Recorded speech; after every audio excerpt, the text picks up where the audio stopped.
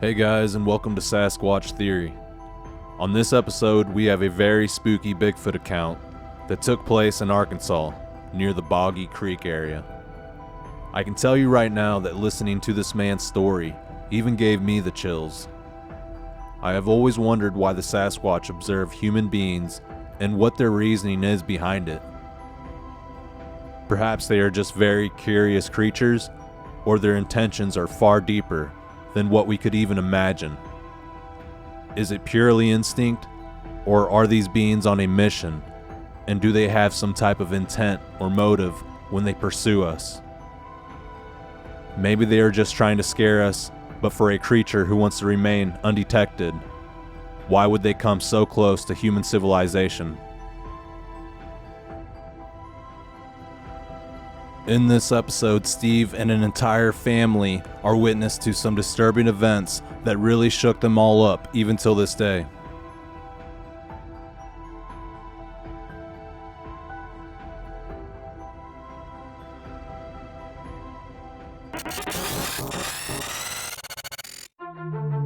Alright guys, let's dive into this next Bigfoot encounter from the state of Arkansas.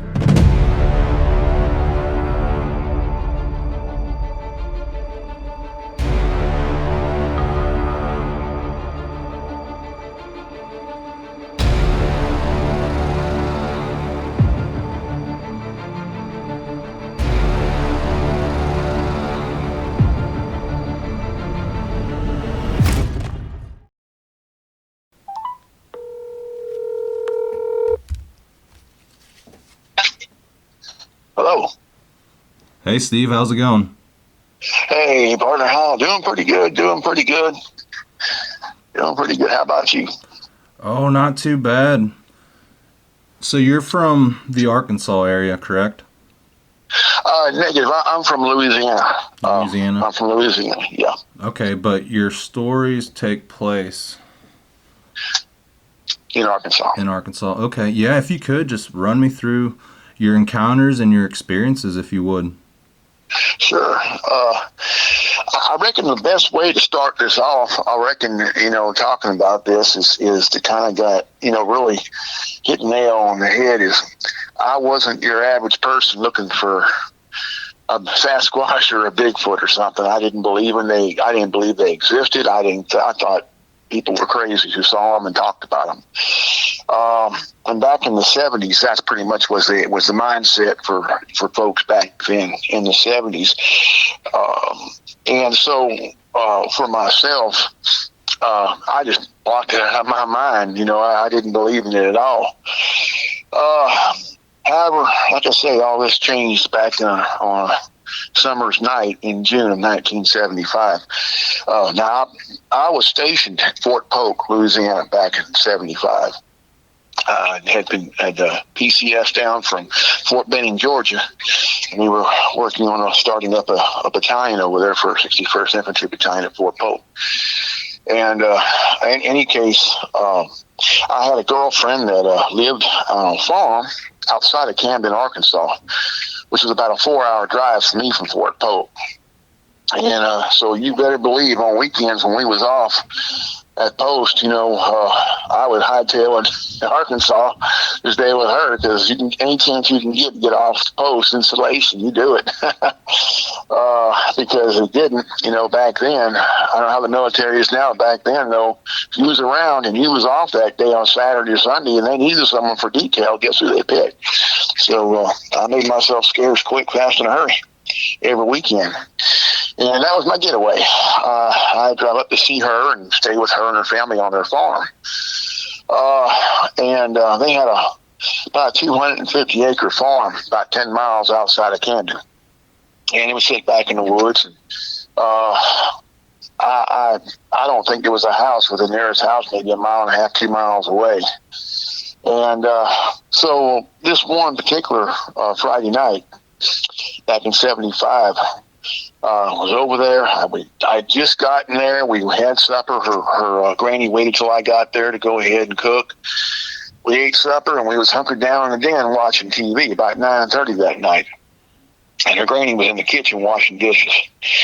And I can remember this like it was yesterday, even though it was almost 47 years ago, because it's funny how your mind works. When you have a traumatic experience, you tend to remember details. Key details 75 years later.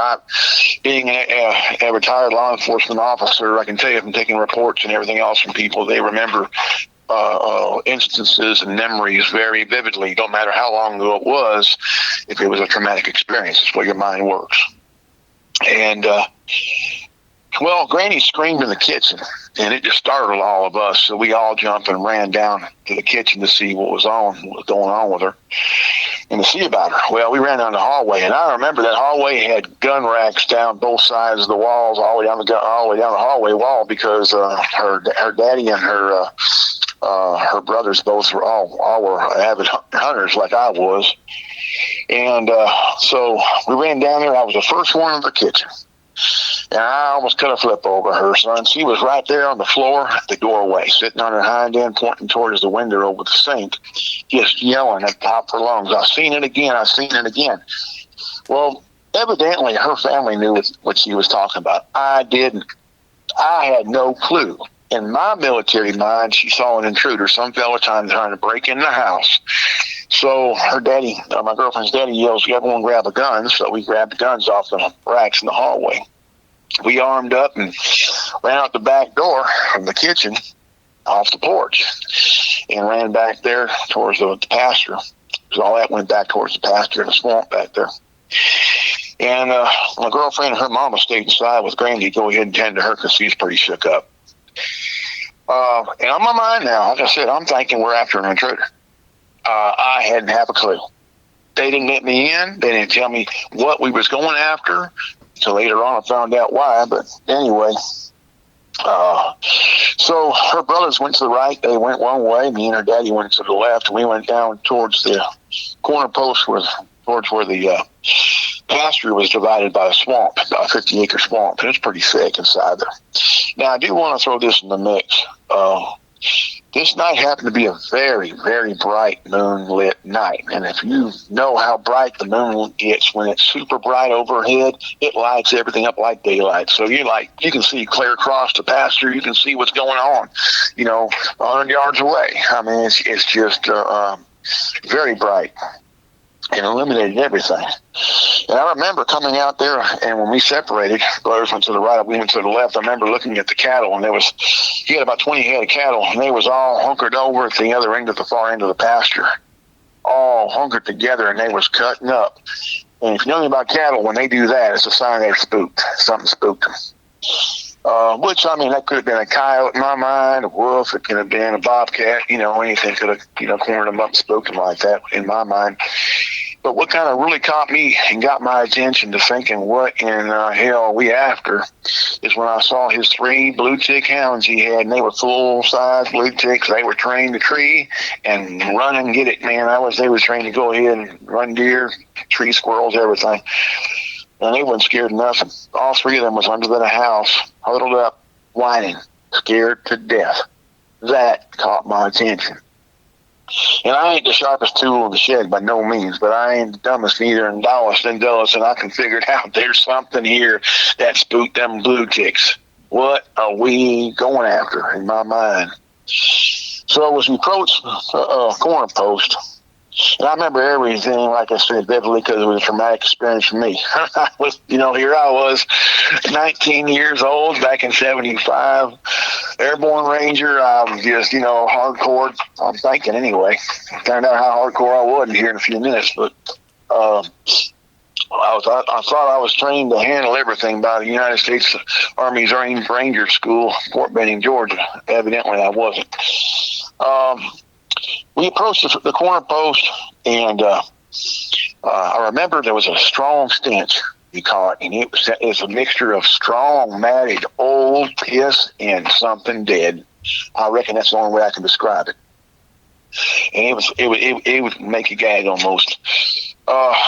We caught that, and we got about, I'd say about 5 to 10 foot from the corner post, and all of a sudden, in the thicket, in the swamp, other side of the fence from the pasture, not maybe 30 foot from us.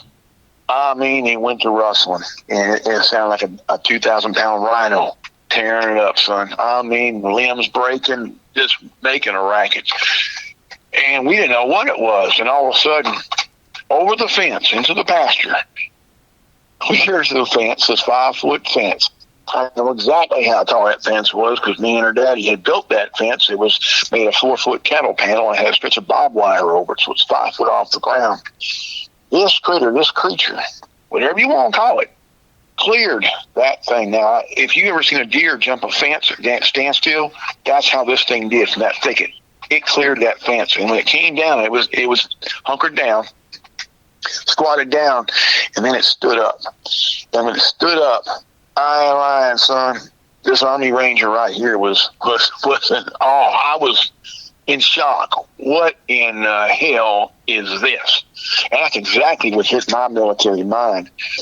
And it stood up. It was covered in hair, long, stringy hair. Now, it was bright moonlight. I really couldn't tell whether it was black or brown. I know it was dark, long, stringy hair. It was either that.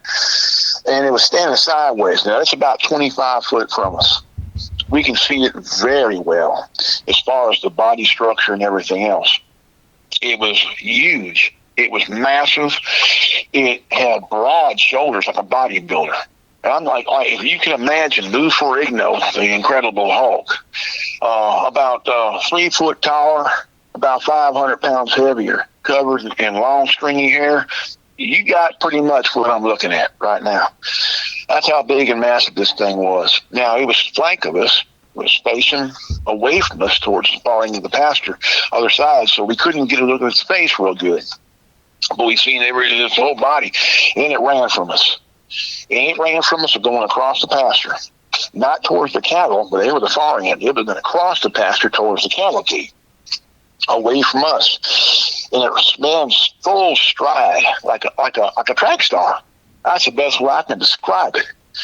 And that's why I knew well, number one, I knew it was no bear when I first seen it. And it squatted down and held that fence and stood up. I knew it was no bear because I've seen grizzlies, I've seen black bear, I've seen sugar bears, I've seen all kind of bears. And a bear can stand up, yes it can. A bear can go ahead and walk like a man straight up, yes it can. But it cannot run like a man full stride. Its hips and leg structure will not allow it to. It has to fall to all fours to do this. This thing ran like a track star, full arms tween. I mean, it was just a hell of a stride running away from us.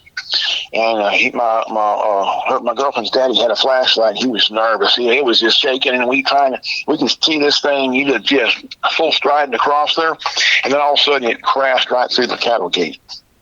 Now, that might sound like, well, that's no big deal, but it was a big deal.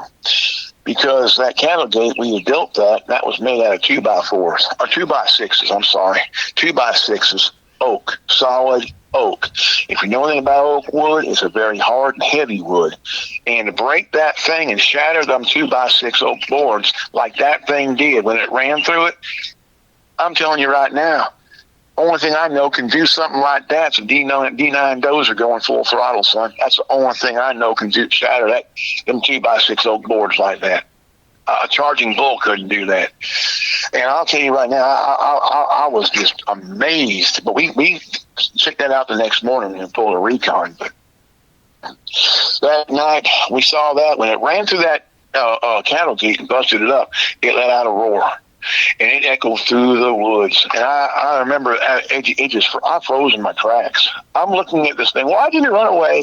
Why is it crashing the gate? Listen to this roar. It echoed. It bounced off my chest like a barrel. I mean, it sounded like a bobcat or a panther at first. How a panther screams like a woman. Real loud, and then it ended real bassy, almost like a deep lion roar or elephant roar, rumble. And it echoed through the woods, and I mean, it made the back of my hair stand up my neck. I never heard anything like that in my life. I've lived in the woods out here in Louisiana for 39 years, and I ain't never heard nothing. I've heard all kind of critters squeak, holler, and roar, and scream through these woods, because I live in the middle of the woods out here. It's 5 miles to the swamp to the next house, and I'm on a hill. I ain't got 6 houses on this hill, and we're about 7 miles on the blacktop, so I've heard everything, and I ain't never heard this in my life. I ain't never heard it since. Well, I'm going to touch that in a minute. But anyway, about that time it roared, her brother's coming running around the other side of the house. Did y'all hear that? Did y'all hear that? And I said, hear it? Hell, we seen the damn thing. I mean, well, we didn't hear it. And we all seen it. Yeah, we seen it. And I said, it ran away from us. That's the only reason why I did not unload my weapon on that creature. It ran away from us. If it tried to aggress us, I'd have unloaded, reloaded, and unloaded again. But it ran away from us. Didn't try to aggress us. Didn't try to, attack us or anything. Anyway, so after things kind of calmed down, because adrenaline was running hard, man, we was pumping.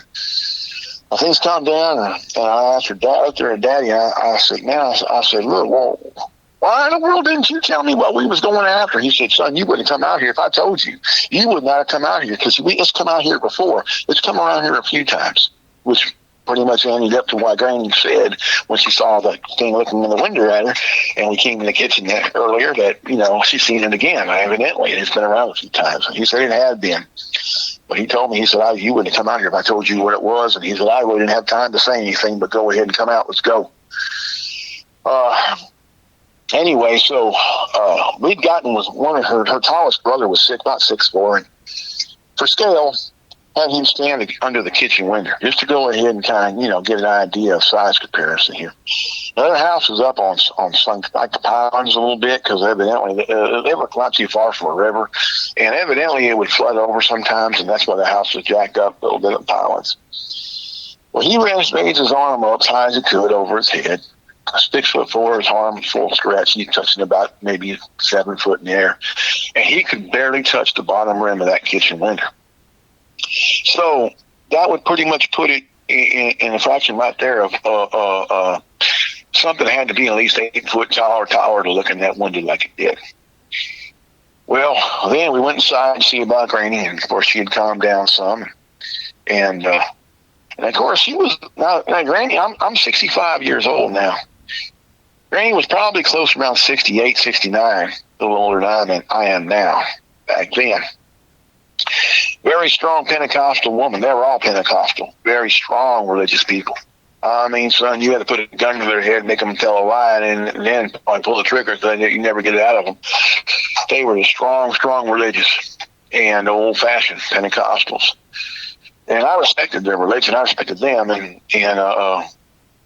But I asked her, Granny, I said, when this thing looked in the window at you, well, what did you see? Because we saw it. We just didn't see its face real good. And because it was flank of us. And she said, well, it looked in the window. Its face filled the whole window up almost. It was rare, like a huge man.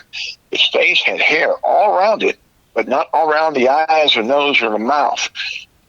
It had regular teeth like a person would have, but they were very yellow and type of, you can tell he didn't brush, I reckon.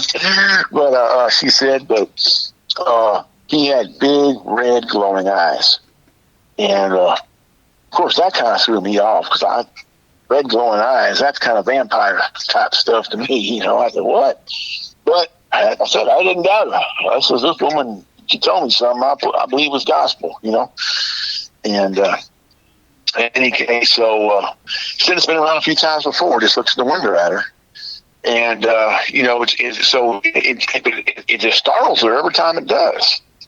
And in any case, so the next day, we tried to sleep that night. There wasn't much sleeping going on. I promise you that, because everyone was on edge of what thing comes back. What if it comes back? So we're pretty much still almost like pulling guard duty. And next morning, we went ahead and pulled a recon. I went out there and kind of looked, kind of see if we can find tracks across the pasture and such. When we did, we found some tracks. And I don't recall seeing toes on the tracks. I mean, you can tell they were a footprint. I mean, big footprint. And about 17, 18 inches long. But I don't recall seeing toes. The grass in the pasture was, moist and everything else and wet, where this thing had stomped down running across it. But you can tell how it hit the weight of this thing sunk down there pretty good. We went back to the original fence where it jumped over from the swamp. Look, we'll see if we ain't find any hair or something hanging on that barbed wire, and there was nothing. It was clean. And of course, that thicket inside there was kind of tore up. You can see limbs broken and everything else inside there. Well, I guess it was hunkered down, and we jumped it up. And then we went down to the cattle gate and examined it, and it was tore up. I mean, it was just splintered. It was splintered up. On boards were splintered. I just ain't never seen that unless it was blown up by a charge or run through with a tractor. But what really caught me was about 10 foot towards the house from the cattle gate was the corner post. And the corner post, of course, is your tension. You know about fences, the corner post is your tension for the whole fence. That's why your corner posts are the biggest posts there on your fence operation of your fence. You have the biggest post there, and you have stabilizer posts come off. Go ahead and start your corners right there coming off. Well, this one here, that particular fence post was made out of a cut down telephone pole. You know how big round those are, and it was sunk down about 6 foot. When that cattle gate creature went to the cattle gate and tore it up like it did, the force of its power and weight going through that cattle gate, carrying it up, jerked and pulled that corner post over. It didn't break it. It pulled it over in that set dirt. Now, do you know what kind of force it takes to do something like that? Son, I'll tell you what, I ain't never seen something like that before. Well, so then we went out kind of past the gate, and it got pretty thick over there into a pretty thick sawtooth briar thicket. And if you know anything about sawtooth briar, you go to them. We call them in the military, we call them wait a minute vines, because when we went through them, they grab you, hold you, and they say, wait a minute, you ain't going nowhere. They dig in. And so it ran through them, and we wasn't. We didn't. That's about as far as we cracked it. But in any case, so that was just a emotional, psychological time for me, because I still had a hard time grasping what I seen. I couldn't deny what I saw. I was trying to rationalize it in every way I could. It was no bear.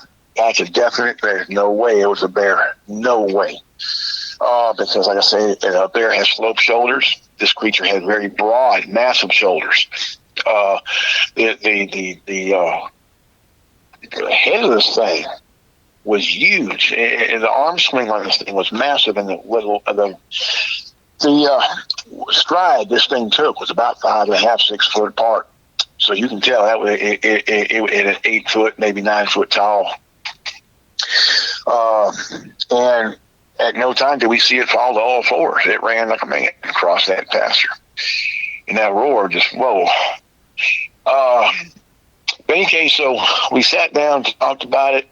The next day, Sunday, I was leaving back to go back to post. And her daddy said, please don't talk about this. The folks in this community just don't want to, they won't believe it. They don't want it to get out. They don't want to, they'll laugh at us. We don't want retribution to be strong. And he said, we don't want to put up with that. They had a thing, in their church, and they didn't want the word getting out, so please don't talk about it. I respected that. I did. And I said, yes, sir. I said, I'll leave here. It's over with. I'm not even going to talk about it. And I never did. I went back to post and never did talk about it. And it was just, I was freaked out over what I'd seen. Now, here all these years prior to, I never believed in these creatures. Now I did. From that point there, I knew these things existed. There's no one who could tell me they couldn't. I would argue with someone prior to this night that they told me a Bigfoot existed and they seen one. I'd argue with them. I'd say, man, look, you're drunk. You was on drugs. Now, I'll argue with someone if they tell me it wasn't a Bigfoot. They don't exist, because I know what I saw. There is no doubt in my military mind what I saw that night. And, trust me, I tried to rationalize it every way I could, explain it the way I could. There's no way to explain it. In any case, I had mentioned to you before about another instance that happened about 6 months later at Fort Polk.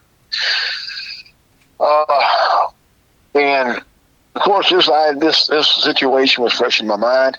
All the times when I was going back, to stay with her and her family over the farm, never seen it again.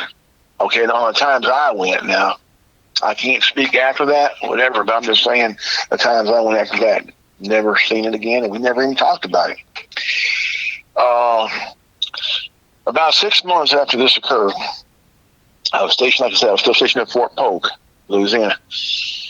And we would go on maneuvers all the time, and we had Fort Polk's a huge installation. There's parts of Fort Polk hadn't been used for training since the 50s, since the Korean War. They've been pretty much shut off from training, and for various reasons. I mean, there was different reasons, but in any case, there was First and 40th Armored Battalion had gone on maneuvers going towards Peace Island Ridge. Peace Island Ridge is one of the areas that we would go ahead and train in. And they were going, and it was daytime. The whole battalion was going. And all of a sudden, they all seen a creature cross the road. It crossed the road, backwoods out there, and that's backwoods going through Peace Island.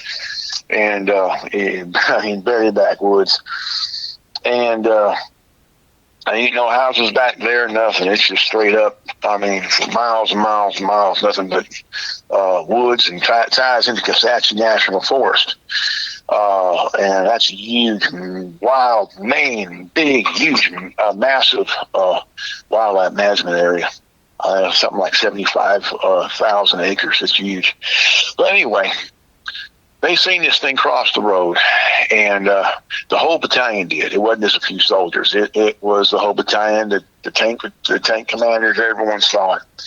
The BC saw it. Tank commander, he radioed back to division headquarters. Division headquarters, which was General Haldane, was post commander, got the word, and of course he immediately went ahead and put Fort Polk on alert and shut the post down. Back then, posts were open. After Nam was over with, and it was in between combat, wars and Desert Storm. In between that was peacetime. All your military installations, Fort Polk, Fort Benning, Fort Bragg, Fort Gordon, Georgia, Fort Lewis, Fort Carson, all the posts nationwide, opened up, became open posts. You can just drive across them, survey them, whatever you want to do. Fine. And it wasn't until Desert Storm started up and everything else that they went ahead and locked down all the posts and made it where only authorized personnel can go. Active military, retired military, disabled vets like myself can go on post with ID, but that's it. No one else, no civilians are allowed. In any case, that's how the posts are now. Well, when he locked it down, he locked it down for a week. So no civilians were allowed on Fort Polk. And he had all the battalions go out there hunting for this, whatever it was that people saw, that battalion saw. And if it had been one soldier, or something like that, seen it, or a couple guys, he'd have blew it off. But when it went a whole battalion, you can't go ahead and, you can't dismiss that. So MPs were all over the place, and we went out. I was in 1st 51st Infantry Battalion. We went out. All the different battalions went out. We all went going through all the woods, Fort Polk, going to Peace Island, going through the back parts of Fort Polk that had been used in years, and looking.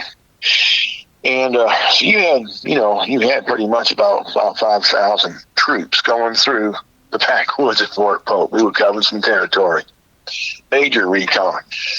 And when he was going, we heard through the woods, where the group I was with, heard through the woods, major crash, like a truck, and getting smashed. So we ran through there, came out, and it kind of opened up a little bit. And there's a deuce and a half over there, military deuce and a half, and it was smashed. I'm talking about like someone just picked it up and smashed it on the ground, son. And there's no trees around it or anything else. And we didn't see what it was that did it. Okay, we just heard it smash. Evidently, there's some other troops that saw it. Of course, it went hush real quick. And when the military is involved in a operation, and they don't want the word to get out. It's not going to get out. And then evidently later on you'll have some whistleblowers and such go ahead and talk about it. But we were told straight up, this is not talk about this event. No one was talking about it. We were told, I mean, strict. You're looking at an Article 15 field grade, which would include 6 months in stockade. So no one talked about it. And so we didn't.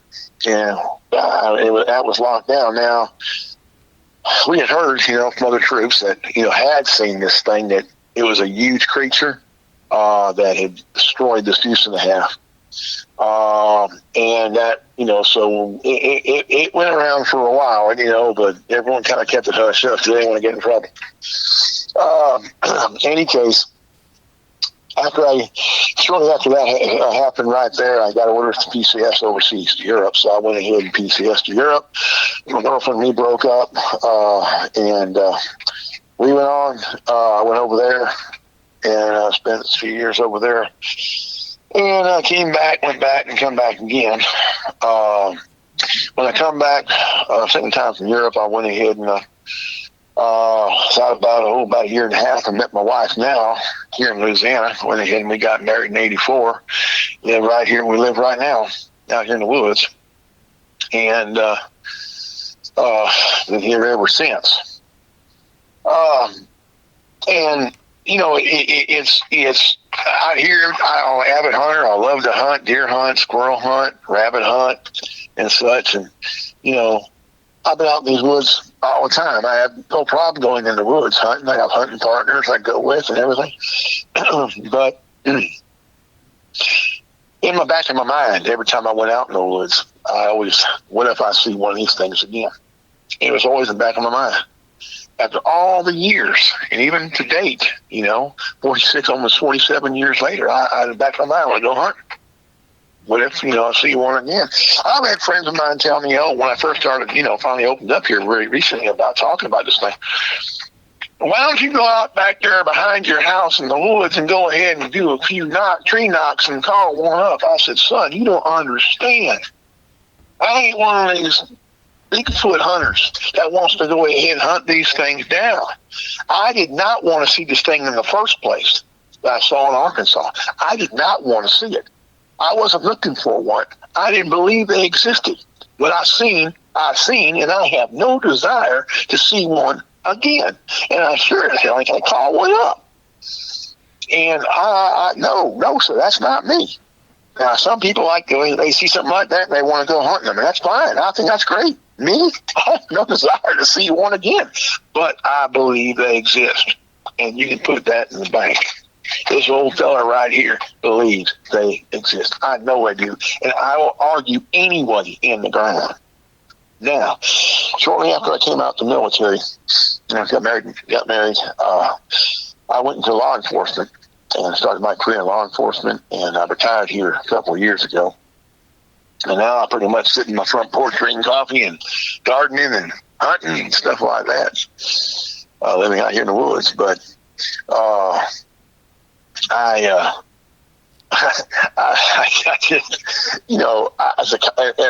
being in law enforcement, I have taken reports from some people that, had seen these creatures, and they would be very hesitant on wanting to go ahead and talk about it. This is back when I wouldn't talk about it, my experience. I still kept it inside me. But I assured them, ma'am or sir, I'm not doubting you but one bit. I don't doubt you one bit that what you saw. And that kind of eased their mind.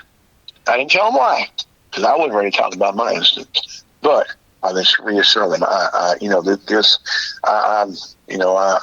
understand, and I definitely do not doubt you one bit.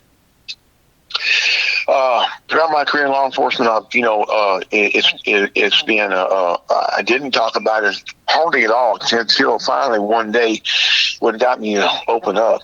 My wife's uncle and me have been hunting partners for years, and he's passed away now.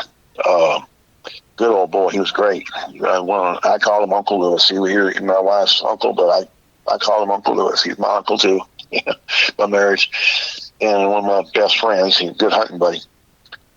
Well, we hung everywhere together. One day, I got over to his house. We had coffee, and I said, "Look, Uncle Lewis," I said, "how about today we go run over to Anacoca Swamp, which is about 7 or 8 miles from here, and go over there and hunt?" He looked at me. He said, "Oh, no, no, no, no, no, no, sir." He said, "I won't go over there. I ain't been there in years. I ain't going back. If you want to go, you're welcome to go without me. I'll just go ahead and hunt back here on Kirby land." And I said, "Well," I said, "I know the terrain over here is kind of rough." He said, "No, that's not it. That ain't it." And I said, "Oh, okay." He said, "Son, you might think I'm crazy, but I seen something. Many, many years ago, back in the 50s, I seen something back there, and I ain't been back there since. It scared the hell out of me. And whatever it was, it had to be pretty rough, because that's a tough old man right there." And so he said, him and Milton Hickenbottom. So Milton Hickenbottom lives about 4 miles from me, and I know him for years. Of course, him and Lewis both passed away now, but I know his sons, Ricky and Brian. We hunted together for years.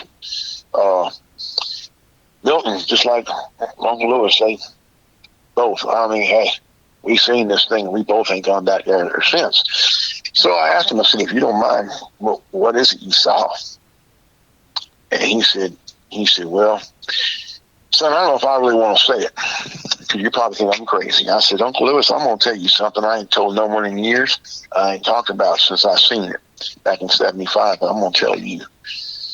And I told him my encounter in Arkansas.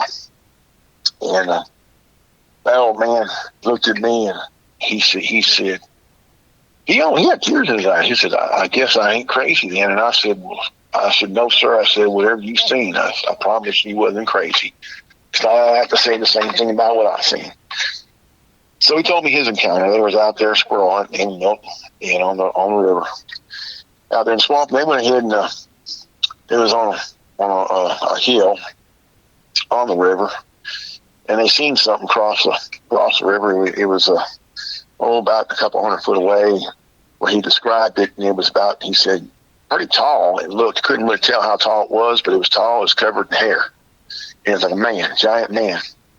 And that it reached up and grabbed a hold of a limb that was still coming off the bluff. And then it looked at him, it roared, which really freaked them out. And then, it stepped up on the bluff, and it walked off in the woods.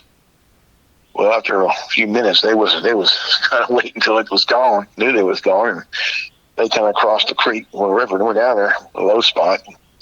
Got to that bluff or that sandbar where it was standing at.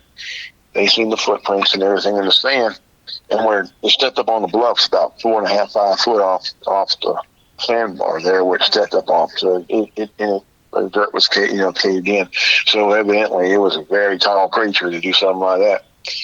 Well, he looked at that limb coming off the bluff and he grabbed the hold of it. When he looked at it, that limb, he says, about 12 foot in the air, which pretty much consistent with something that had to have been at least about 10 foot tall. Well, anyway, he was talking about that, and then I one of the sightings that I took reports of when I was on law enforcement was a sighting that on the Sabine, which wasn't far from there, and it was a sighting of a creature around 10 foot tall. So, and there's been sightings, a lot of sightings out there on the Sabine, Anacoca area, that kind of thing here in Louisiana. So, I mean, a lot of things. Now, I know when I finally, told my wife about this, because I didn't tell her for years about what I had seen in Arkansas. And one night and this is probably about a couple months ago. And I was in the back of the house, and I didn't hear it. She did. But she's sitting in the living room. We have a sliding glass door going towards the backwoods over there. I said it's 5 miles between my house and the next house out there. She heard something, a whoop, like a whoop, whoop, and then a roar. And it scared the fire out of her. Now, she was born and raised in these woods. And she said she ain't never heard nothing like that. It wasn't a hoot owl. It wasn't a wolf. It wasn't a fox. It wasn't a coyote. It wasn't a bobcat. It wasn't a panther. She said it was something she never ever heard before. Well, she told me that, and I didn't hear it. Like I said, in the back of the house, but I come up and told me about that, and I kind of, without the flashlight, I didn't see anything. But anyway, and that could have, who knows what that could have been. I'm not saying it was a creature. Bigfoot. I'm not saying that by no means. It could have been. Maybe it was. I don't know, but maybe not. I'm not saying it was. That's one of the instances right there where, I'm not going to say it was if I don't know for sure. So, any case, because I'm not, I'm just that way. I mean, if I don't know for sure, I ain't going to say it. And if, people ask me all the time, well, when you seen that creature in Arkansas, what did his face look like? I didn't see its face. I seen his body. I didn't see its face. Any way I can describe the face is what Granny told me, and that was it. But I didn't see its face. And I'm not going to tell people I seen something if I didn't. That's just not me. But in any case, so, I've listened to other people talk and everything else, and I know, there's other law enforcement officers out there that have seen these things, have heard about them, whatever. And I just think, I encourage them to come forward.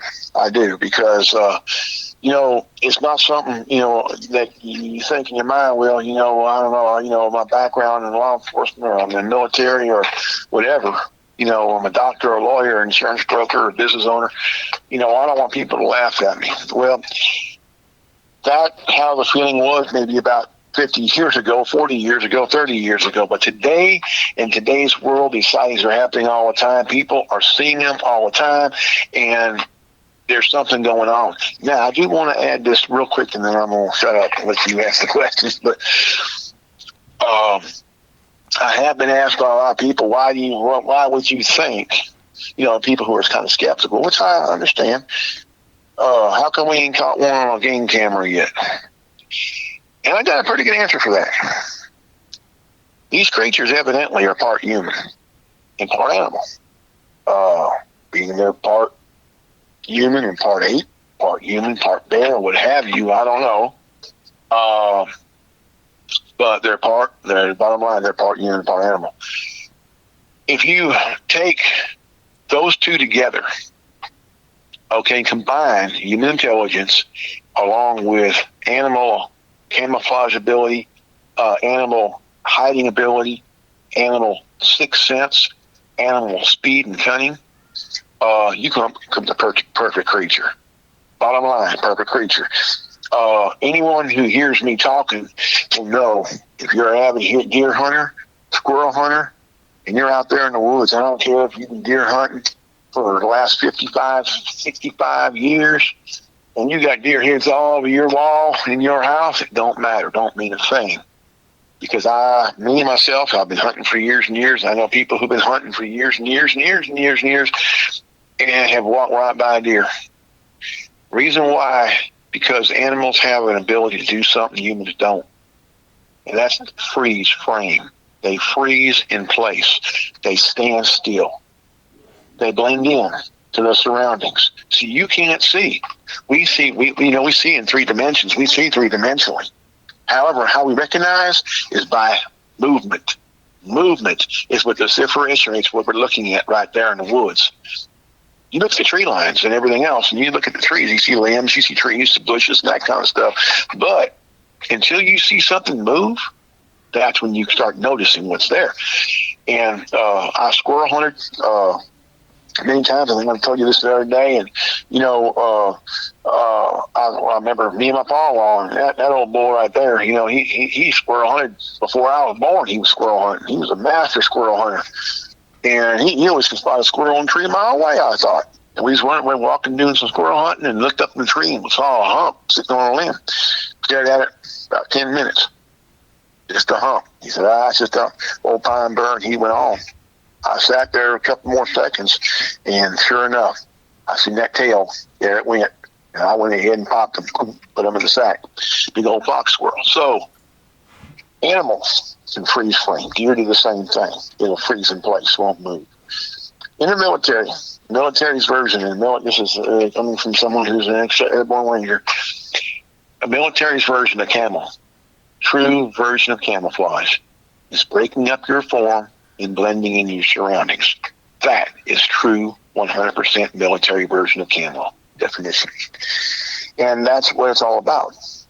Once you move, you gave away your position. So animals have that ability. You combine that with human intel.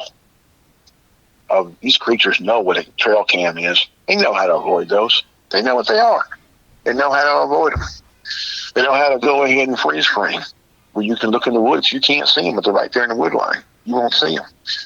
They're going to be seen when they want to be seen. And until then, hey. And another old boy asked me, he said, well, I haven't found a skeleton yet of one of these creatures. And I said, I have an answer for that too. I've been squirrel hunting or deer hunting all my life. I have never. And I've come to the backwoods of Louisiana. I've hunted in Arkansas. I've hunted all over California. I have never, in all the years I've been hunting deer, in the thickest parts, with the swamps, woods, everything in Louisiana, I have never walked up or ever seen a deer skeleton in the woods. I ain't never seen one. Now, I'm not going to sit here and tell you no one else has. Maybe someone that come across one. In all the years I've been deer hunting, I ain't never seen one in the woods. Now, would that mean deer don't exist because I ain't seen a deer skeleton? No. Evidently, these creatures, like I say, these SASQUATCH creatures, they go ahead and they bury their own. They do something with them. I believe they use cave systems to go ahead and hide. That's how they hide in travel, I believe. Kind of like BC did back in Vietnam. You know, they didn't stay on top of the ground. They hid in tunnels under the ground, you know, and they pop up and get you. That's pretty much how these creatures are. I bet they use tunnel systems. Anyway, I just want to throw it in the mix right there, and I'm going to shut up now and let you take it on. Okay. Well, I appreciate you sharing that with me. And yes, sir. I wanted to ask, was your grandma the first one to see the creature? She was actually, she's seen it now. She said she's seen it before a few times in the past. I can't tell you if she's the first one or my girlfriend's daddy was. I can't tell you which one was. And I assume the way they talked, she was. And that pretty much the gist I got off it when she kept saying, I've seen it again, was that pretty much she was the first one. I would have to step out and say, but I said, I don't want to swear to that because I don't want to talk about something I don't know. Mm-hmm. But the way I understood it from them, she probably was the first one initially that saw it. And she mentioned it looked in the window on her every once in a while. All right. So you also mentioned that the cattle were huddling up and they were super scared. Do you think the SASQUATCH had them terrified? I would have to say, like I mentioned earlier, when I first seen them cattle on the other end of the far end of the pasture, all huddled up and cutting up. Like I say, a coyote can do that. Wolf can do that. You know, any kind of a bobcat or any kind of predator can do that and cause them to do that. But we didn't see any bobcats or coyotes. We didn't see or hear any coyotes. We didn't see or hear any wolves or any critters, other critters out there. So I assume it was that SASQUATCH. Now, like I said, that thing was towards us, but the cattle, evidently, and I'm guessing at this, I'm not saying it 100% gospel. That's what I'm guessing at. That the cattle were probably somewhere close in the middle, or maybe towards the house end when we were at the pasture. This thing jumps up, or they seen it, whatever, or they sensed it was there, and they ran to the back end and huddled up over there. That's what I assumed happened. Mm-hmm. That's what her daddy assumed happened. But and they get in this tight formation. Oh yeah, they get clustered up. When you watch cattle, if you see some cattle in a pasture or whatever, and you go ahead and you have a bobcat or a wolf or a fox or whatever, something goes ahead and that's a predator and gets around them, close to them, they're going to run away from it. Number one, they're going to huddle up That's their defense system. They're going to huddle up together and start cutting up, start moving like crazy. That's just their sign, the sign that they're spooked. Something spooked them. And they try to get the little ones in the middle. Is that kind of the idea? Oh, yeah. They're going to get them all. Let me tell you something about them cows. Them cows and their calves, it's just like a human mother and their child. Cows will go crazy. You see a little calf get on the side of the fence from that mother, and that mother is on the opposite side of that fence. That mother will cut up trying to get that, and that calf will too, until they get back together again. It's like they just have that bond, like a human mother and a child. So yeah, they have a lot of that, and that's like I said, that isn't what got me thinking that it wasn't some feller we was going after. It was the dogs under the house whining. Those blue ticks. That's what got me wondering, because I know you ain't gonna, you can be a 6'4", 6'5", 300-pound feller.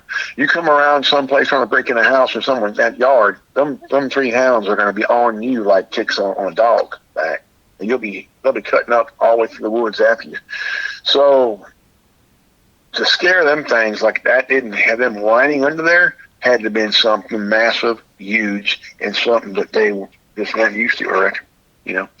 And so yeah, that's the purpose of their existence, is to be guard dogs and protect the property. And when they're hiding underneath the deck, there's something wrong.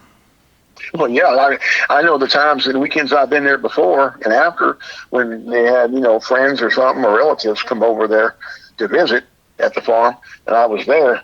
Them dogs would cut up. Hey, no, they'd be cutting up, And so yeah, this thing pretty much put them in their place under the house, and they wasn't coming out. Yeah. So, what do you think the Sasquatch was doing, and what do you think he'd been doing looking into the window? I don't know. My own thing on that, and from what Granny told me and what my girlfriend's daddy told me, their estimations was he's pretty curious. He never come around there, from what they told me, he never come around there tearing nothing up, other than the cattle gate. He had, trying to break in their house or anything like that, tearing the porch up. He ain't trying to go ahead and, evidently attack the cattle or kill the dogs or anything else. That, it just was curious, I reckon. Do you think he's been watching your grandmother for years, possibly even since she'd been little? I don't know. That I couldn't answer. I don't know. It's possible. I mean, anything's possible on that. Well, I mean, did it sound like she had stuff that she was holding back on? Yeah, in a way it did. Like I said, she was an old Pentecostal gal, and she was one of them kind of people that only talking like 3 or 4 word sentences, if you know what I'm talking about. She you had to kind of pull words out of her mouth sometimes. And not mean. She wasn't mean. She was very calm and very mild person. Just wasn't very talkative, But I would say she probably held some things back. And there's no, I mean, it could have been that she'd been singing it for years, and it startled her every time she saw it, evidently. But I know she said it had big red glowing eyes. And I know for a while I had a problem with that, not doubting her, but just I've never heard of creatures with red glowing eyes before, except for a vampire on movies, Until here, a few years back, I was watching a Discovery Channel. On Discovery, they had a deep sea exploration. They had these subs go down about 10,000 foot in the ocean. And they were looking at finding these fish, and, they're finding creatures all the time that are in the ocean as well as on land that, supposed to have been extinct for millions of years or supposed to have been myths, and they're finding them alive and well. And they found, I'll give you an example on that. They talked about I was a kid growing up. People talked about 2,000 Leagues Under the Sea and that big giant 200-foot long squid jump on a boat. Everyone said that's make-believe. That's, sci-fi. That's TV, movie, stuff. That's not real. They don't grow that big and all that kind of thing. Now, of course, in recent years, they found those creatures deep down in the ocean that are about 200, 300 foot long, the squids, and they are existing, they are real. So things we thought are myths yesterday are becoming reality today, and it's happening all the time. And but on this show, they was down in the sub about 10,000 feet deep in the ocean, and they showed these fish. They were strange-looking critters, and of course, it's deep, black, dark down there, deep, black, dark, and can't see your hand from your face type thing.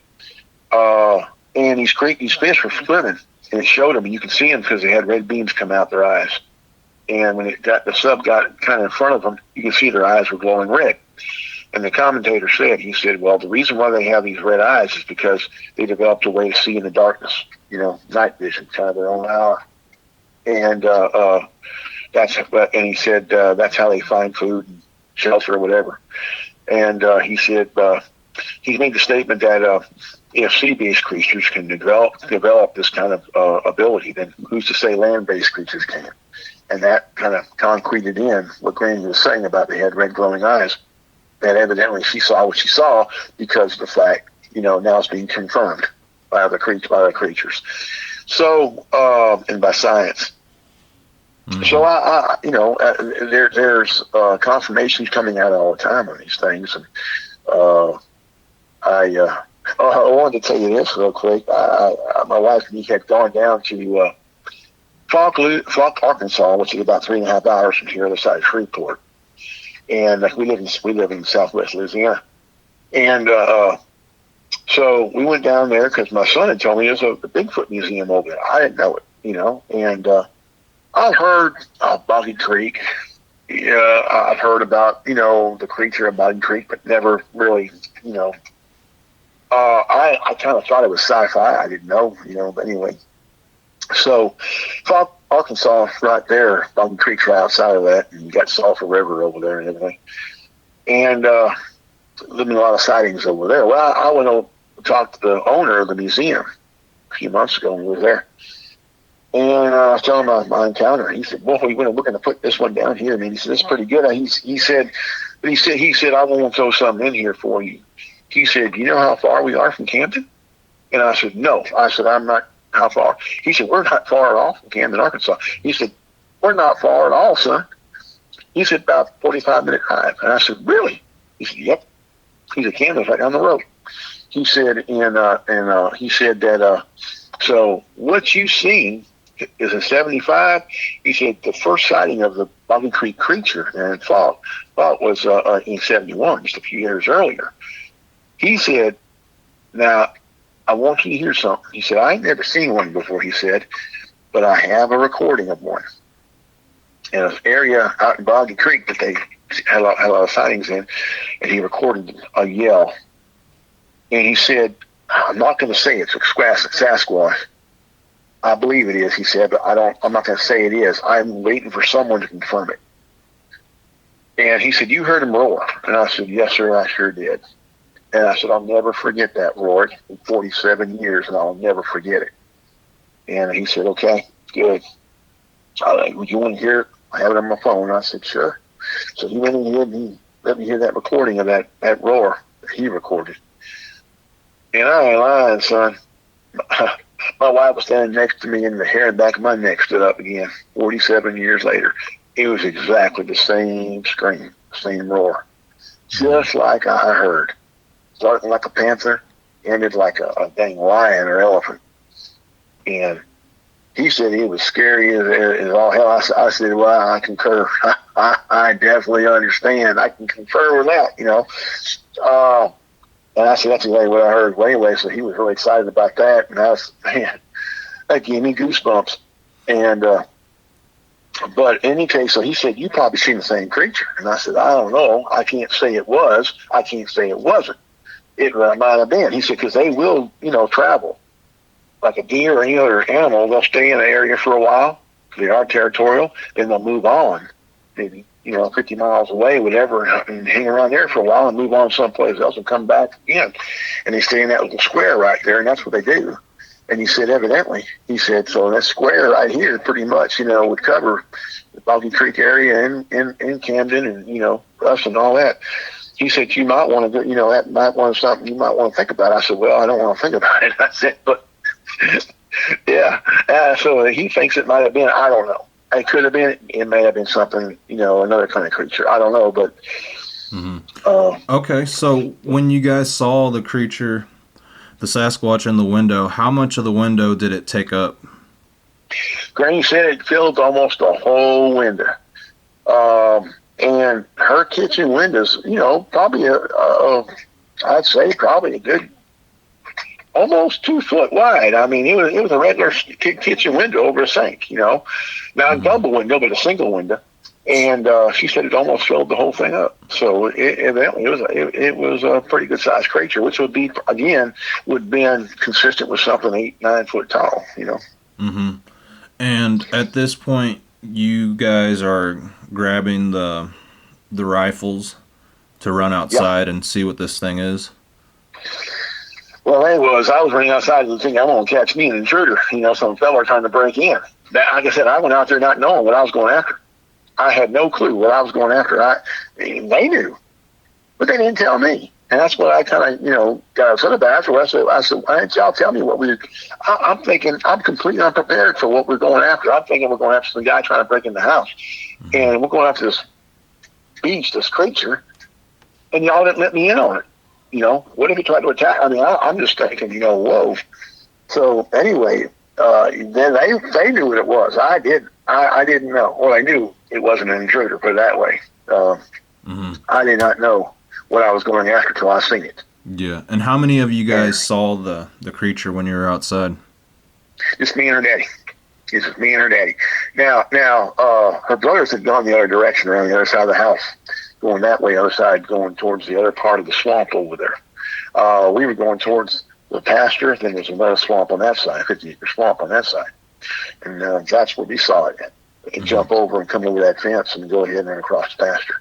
Mm-hmm. Now, they heard it scream when we did. They didn't see it, that time. Yeah. I don't know if they saw it before.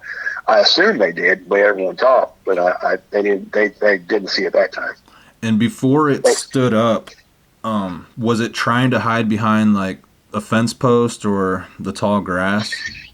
It was in a thicket. It was in a thicket, and right on the other side of the fence of the pasture. It was pretty thick in that swamp over there, and that's why he had it fenced off over there. He didn't bother to go. He didn't want it. He said it'd be too much work to go ahead and try to clear it out, and then the ground was too soggy and everything else to go ahead and make a pasture out of it, because then you'd have the cows getting inside of there, getting bogged down and getting all kind of mess. So he didn't want that. So he just went over and fenced it off on the pasture. But it was real thick inside there, very thick, and so you really couldn't see inside there. And it was just, thick. Now, with the moonlight as bright as it was, we could see the thicket. We just couldn't see inside of it.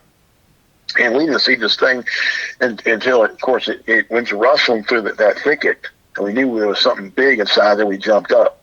Evidently, I assume it was hunkered down inside there hiding from us. It knew it was coming towards it. And I guess it looked in the window at her. When we come outside, storming outside like we did, it moved off to where it can hide, and it got in that thicket and it hid down there, hunkered down, hoping we wouldn't, we'd go back inside and it can run off or do whatever it wanted to do.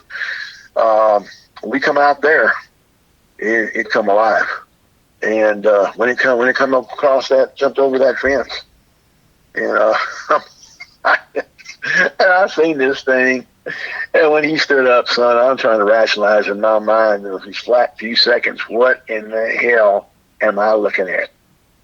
What is this? And I'm trying to think bear. First thing I thought, bear.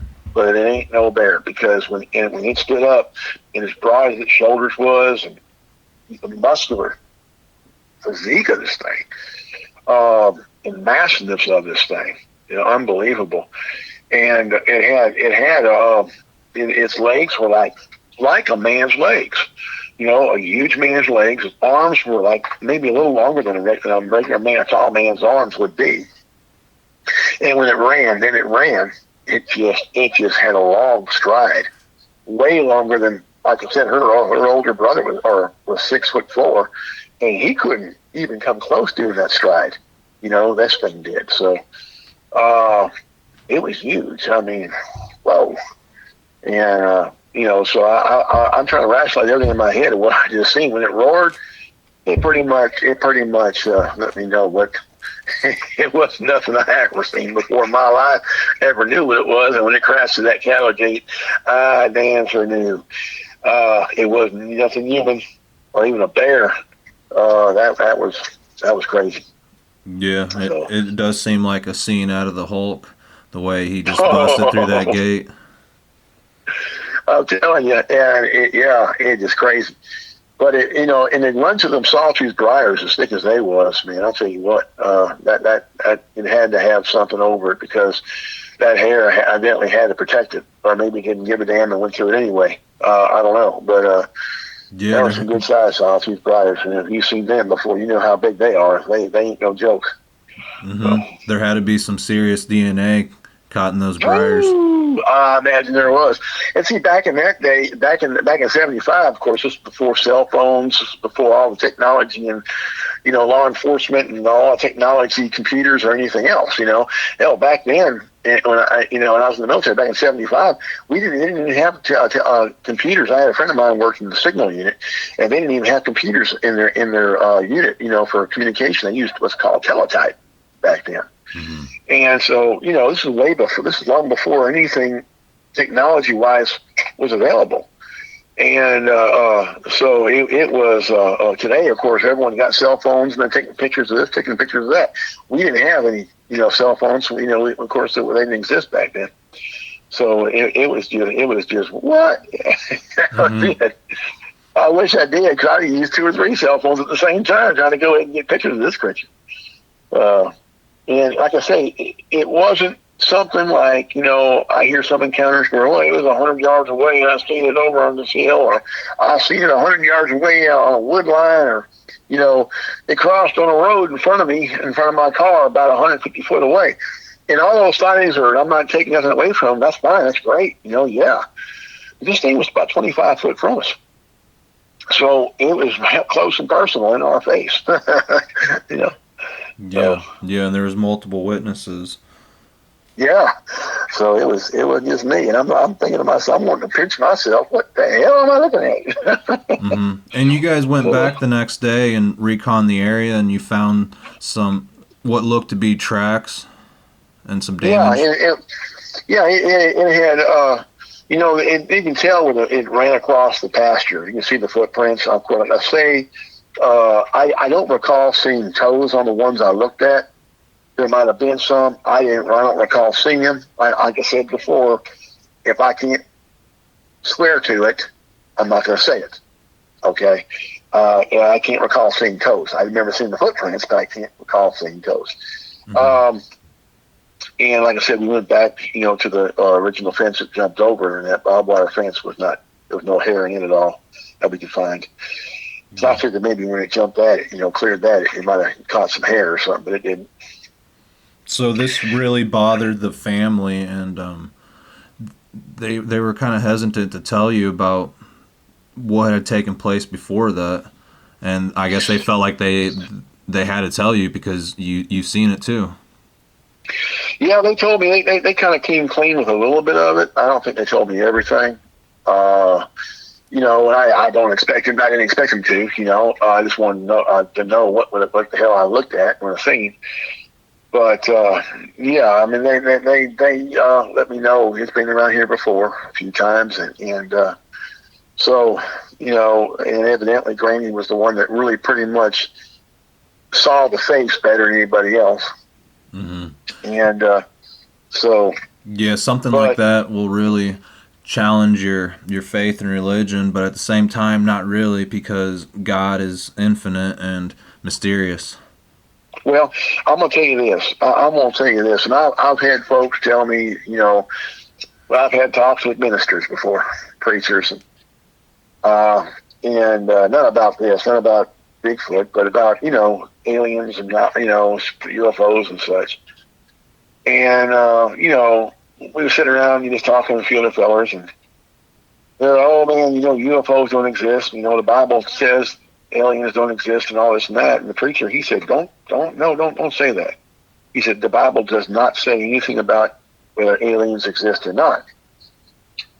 He said in Deuteronomy, it makes it very clear that all the secrets of creation, which is the entire universe and everything else, or universes, if you want to go that far, although those secrets only belong to God. What He's revealed to us, we're to pass down to our children and children's children. I think that's Deuteronomy 29, I believe he said. And it was, so the Bible makes it very clear that there's the secrets of creation we're not supposed to know about. He told us. Now, that could explain, as aliens exist, they may be. And he, evidently, I'm sure if He created us, He created them too. And if they exist, who's to say?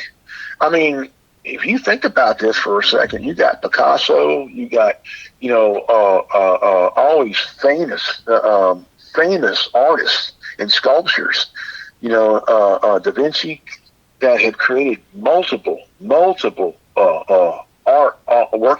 art around the world in their time.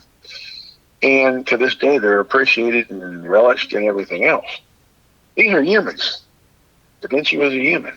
Picasso was a human. How much more omnipotent is God, who created all the universe, not just the Earth and the solar system and the galaxy, but a whole universe or universes? Okay, He created it all. Okay, how much more powerful is He to only create one thing, human beings, and one planet that has life on it? Yeah. But you see what I'm saying? In conjunction with these human artists who created all kind of works of art, He only made one. That don't make any sense. So, yeah, I believe. I believe. I don't think that. And to me, I don't believe that believing in alien life forms or creatures like Bigfoot or whatever, what have you, would challenge a Christian's belief. I actually had one guy tell me one time, he said, well, I believe aliens are demons. And I said, well, I'm going to tell you this. Me, personally, I'm not going to be so fast to go ahead and call one of God's creations evil, because we don't know what they are. Mm-hmm. They could be just like you and me, just from someplace else. I'm not going to sit there and call them evil until I know for sure, But I want to tell you this, and I think this might kind of, on the alien subject, just real quick, because back in 1972, I was, before I went in the military, right before I went in the military, my aunt and uncle, they were missionaries, and they lived in Nome, Alaska, and they come to visit, and so I was living in California back then, where I was born and raised at, in California, where I went to the military. And they come to visit, and we sat around a kitchen table one evening, actually. And they were telling me the story. This is back in 1972 now. I want you to keep this in your mind. In 72. And they were telling us, they didn't know that many nights they would wake up in bed. And these are both strong Christian missionaries, and they wake up in bed back home in Alaska, in Nome, and they'd see these big white, or they call them tall white birds that would walk in their bedroom and be at the foot of their bed. And they were about 4 or 5 foot tall, white with big black eyes. And they couldn't move. They in their bed, they could not move. They're frozen. And they'd black out, not know what's happened, this and that and everything else. And they called them demons, because they're missionaries, and that's what they thought they were. And so I was like, wow, And they said the other people in town, were talking about them, seeing them too. And they didn't know what was going on, but they called them demons. Now let's fast forward to about 2013 or 2014, when the documentary movie came out, got released, called The Fourth Kind. I don't know if you've ever seen that before or not. Yeah, I've seen it. And I'm watching this, and this is, 72, 82, 92, 2002, it's about 43, 44 years later, after they told me what they saw in Nome. It's about people in Nome. We're seeing these, they thought, 4-foot, 5-foot tall white owls coming to their house and abducting them and this and that and everything else. And then when they got put under hypnosis, come to find out that these things were not owls. They were actually gray aliens or something like that. Mm-hmm. And abducting them. Yeah. That gave me shivers. I gave me shivers when I watched that show. And, of course, my aunt and uncle both were passed away by that point in time. But I remember, calling the folks and, and telling them, I said, look, you remember when Aunt Mary was telling us about these white owls coming in their house, in Nome? And Mom said, yeah. She says, yeah. See, I remember that, they were demons. And because I didn't want to get in an argument. So I said, well, I said, yeah, when this movie come out, I seen it's a documentary movie and it's about, the same exact thing. And she goes, really? I said, yeah. I don't know if she ever watched it or not, but anyway. So that's just something, to me, I can't see where it would challenge. I mean, a real Christian, I don't believe it would challenge their belief in God, because God's omnipotent, like you just said, and He's far more capable of creating more than one life form. I really believe that. Yeah, I agree. Okay, going back to the Fort Polk incident. Yeah. Can you tell me how many soldiers went looking for this thing, and military police officers? Sure. There was about 5,000 troops. All the battalions put together. You had the 1st Infantry Battalion, which was my battalion. You had 1st and 40th Armored Battalion, 3rd and 75th. You had 5th Singer Battalion. All these battalions at Fort Polk were put on alert to go out and put out there to go ahead and recon Fort Polk and find and look for this thing. Now, the MPs, of course, they pretty much patrolled the compound. All the gates were shut down. They took care of that. They were going ahead and doing that internal. But we were the ones that are out there, and looking for this thing, doing the footwork on it. Mm-hmm. So there's 5,000 people out there, and yes, sir. There was 5,000 people out there, and nobody was able to find these things. No, some people claim they saw them. There are some people who claim to saw them. Mm-hmm. And we didn't. I didn't. Our battalion didn't.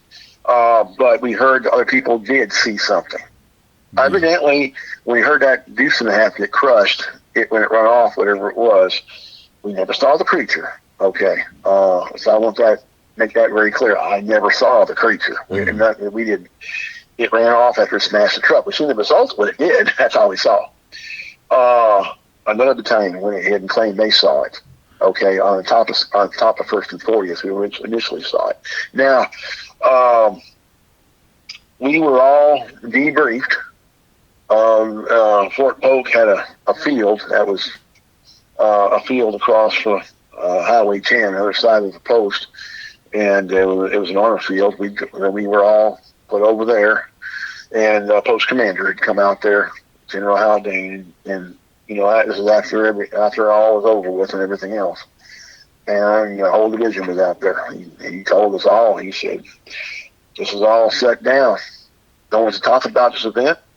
It's about to get out there." And he put all the clubs we used to go to on our off hours, when we were off, over there on Billy Goat Hill, which is outside of a compound outside near Leesville, where all the soldiers would go party and the clubs and everything. He put all that on off limits. We couldn't go for about a month because he was afraid of, you don't want us talking about it to anybody.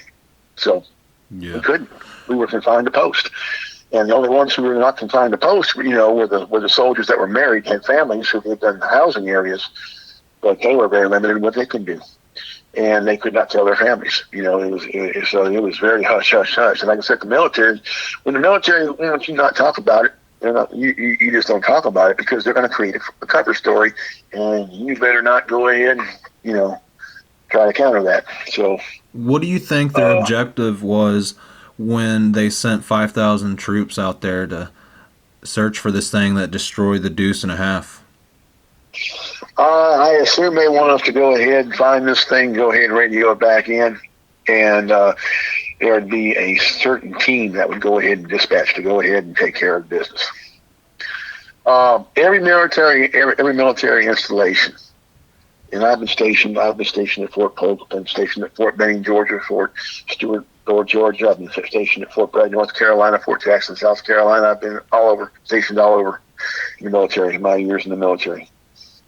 Every installation, every post has a discernitive group that when the post commander shuts the post down and everything's supposed to be on a hush hush, that one group, that segment is deployed to go ahead and handle the business, take care of it, and where to go ahead and keep out the way.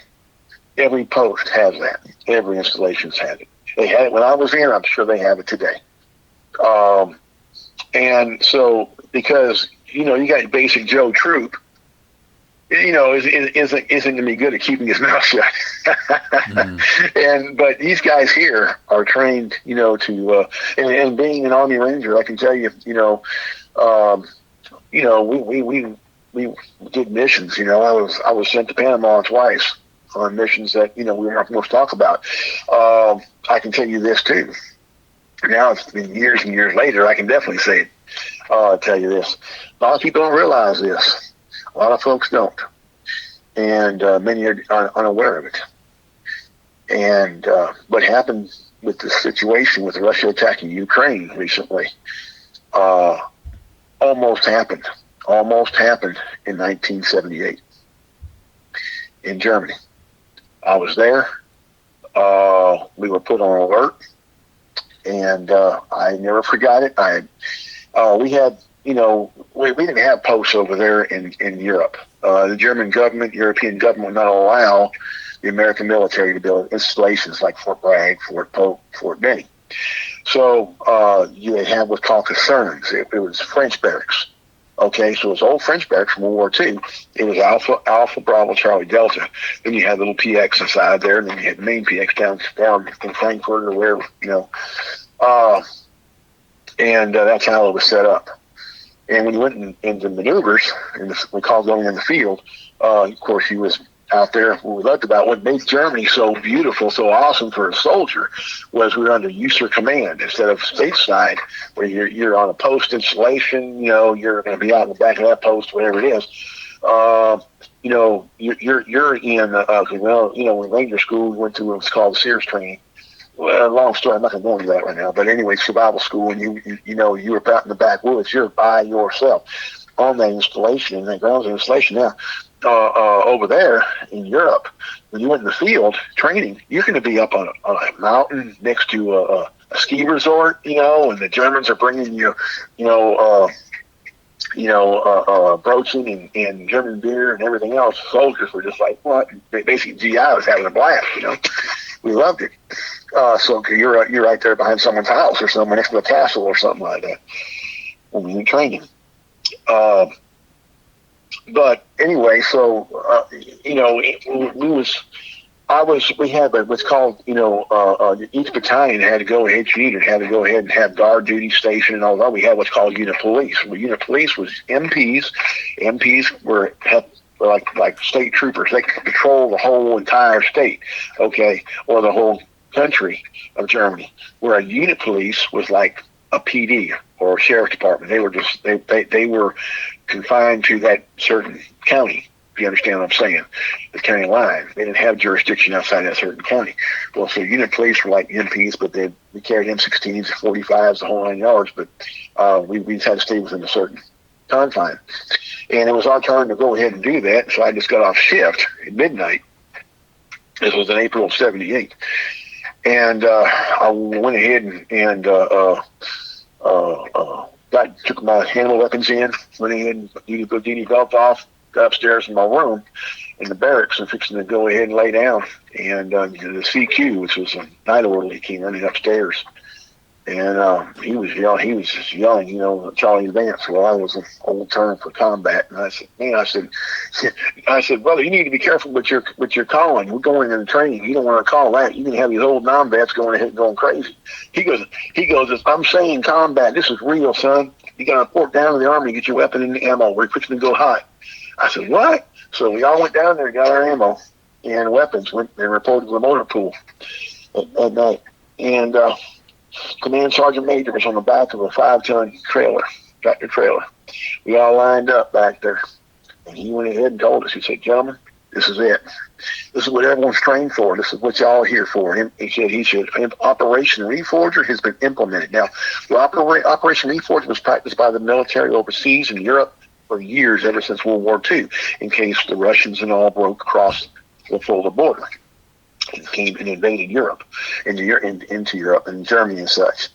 And he said the Russians had lined up 22 tank battalions on the Fulda border. We're fixing to go down.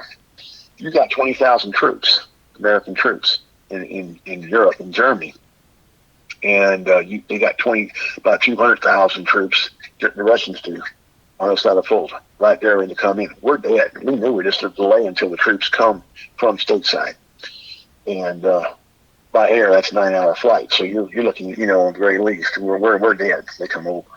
Mm-hmm. Okay. Anyway, World War III was fixing to start. It was fixing to start, and it was never televised. No one ever knew about it. This was, like I said, back in '78, before computers. No one had cell phones, that kind of mess. No one knew. It was hush, hush, hush, hush, hush. Again, we were told to keep your mouth shut, and it was Reagan that was sent over there. Reagan came over to the peace talks, and they backed up because we were fixing to have World War III right now. But no one knew about it. So that's how the military operates. They have an operation. No one talks about it. That's how it is. Yeah. Okay. Well, getting back to where we left off. So you said they have someone. This is back at the base where we were talking. At Fort Polk. So you said somebody goes out there to dispatch this thing. Can you talk about that a little bit more? I can't go into detail about that. There are some things that I can't talk about, and I apologize for that. But there are certain things that I can't say, and I just got to go ahead and leave it like that on that part. Okay. Yeah. You mentioned that there was a team that goes out there and dispatches them. Right. Okay. That's as far as I can go with it. Okay. All right. Well, yeah, I think that covers any questions that I had for the story, and yeah, we'll wrap it up from here. Okay, good deal. And like I say, I hope this encourages other law enforcement officers to come forward, or military personnel, whatever, or anybody for that matter who's had experience seeing these creatures or whatever, to come forward. And because there's no question, no doubt whatsoever, these things exist. They're in our world. They're real. And I understand people saying, well, I won't, seeing is believing, and I completely understand it because that's exactly where I stood. Okay. And seeing was believing for me. But everyone pretty much has got to experience it for their own self. But yes, sir, these things are real. 100%. All right, Steve. Well, I really appreciate you taking the time to tell us all your stories and experiences. You bet. I appreciate you having me. And again, I apologize for going off in a little left field over there with some of the stuff in the military. But I just wanted to kind of, glue everything together, Oh, you're fine. Yeah, I'm just trying to figure out as much about the Sasquatch that I can and make the best of it. I got you, brother. But again, I appreciate you having me. Yeah, it's no problem. And you have a good night, sir. You too, sir. Thank you. Mm-hmm. Have a good one. Bye-bye.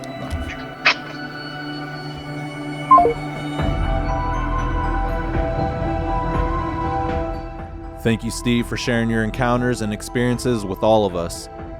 It seems like the Sasquatch from that region are a little unpredictable and maybe even aggressive.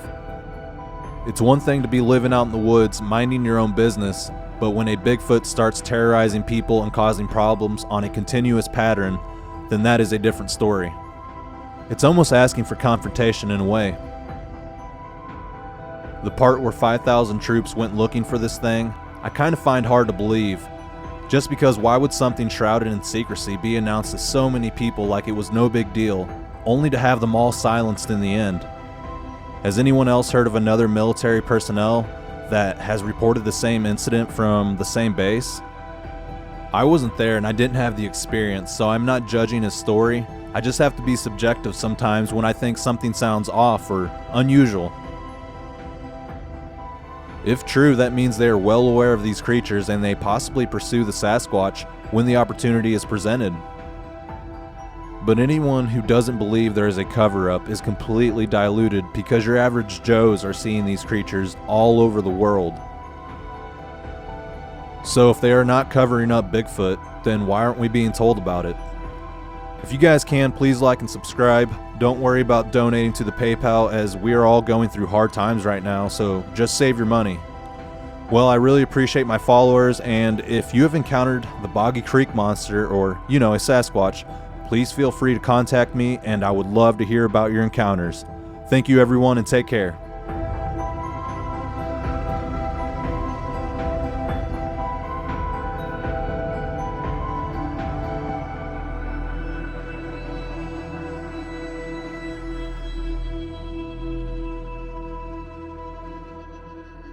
You